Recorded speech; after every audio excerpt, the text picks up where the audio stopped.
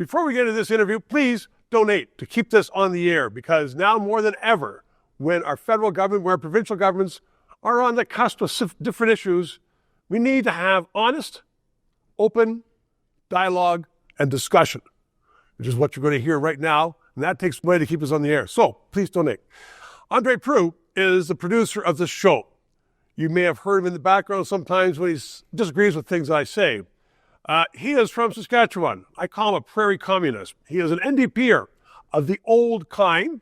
Welcome to the show on this side of the camera as opposed to that side of the camera. I know you're in tears on election night with the NDP almost wiped out, but then you said they deserved it. Yeah, I actually wasn't in tears. Well, I just had to make that up.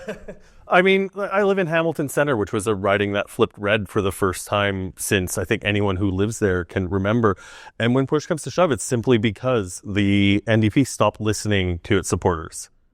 What do you mean? I mean, they stopped listening to supporters. They thought they were listening to their supporters. Well, the question is, who are their supporters? Whether they are sort of the working man and woman, many of whom voted Conservative, because the NDP is going with the urban nut bars, who have issues that no one really cares about, whether Venezuela should be exporting marijuana. I'll take a tiny issue with us calling the urban part of the NDP nut bars, but the fact... Not all of them. But I mean, the fact that the party, and you take a look at the candidates that were running, focus so much on what's happening internationally. Matthew Green, for example, his social media presence is second to none for members of parliament, and that's great. I want my activist MP to be out in the public. But when more of the posts are about what's happening in Gaza, which, don't get me wrong, is a horrible tragedy, and less about the cost of living and less about what's happening in Hamilton and the fact that we have a tent city in every park, there's something wrong with that. You're not listening to your electorate. You're not listening to your constituents. There's a horrible situation in Israel, too. 100%. They're both. But it does seem that the NDP and Jagmeet Singh were more focused on, how can I put it, either foreign issues or minor issues, sex changes and stuff like that, as opposed to the working person and getting a better job for them, or, more highways, more transportation, better education, more healthcare. And I think a lack of a unified message. The fact that every single MP was sort of free to project their own activist message. There are still the old school NDPers, and Jagmeet was not great at projecting that message publicly.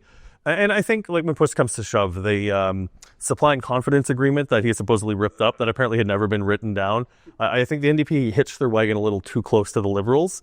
And, when I was holding my nose and voting, I made my choice for who I thought better represented the constituency. All those professional NDPers in Ottawa, paid by the party, should they all be tossed out? I mean, is this party a sped force as a result of their mistakes? Yes, it's time to start from scratch, get back. If we have to bring Tommy Douglas back from the dead, we need to do that. There is nothing wrong with left-wing populism. You need to rebuild the party to focus on the issues of the working man, cost of living, affordable housing, and benefits for everyone. There you get it, for a prairie communist. 3 minutes. To those of you who have subscribed and donated, a heartfelt thank you. You're keeping us on the air.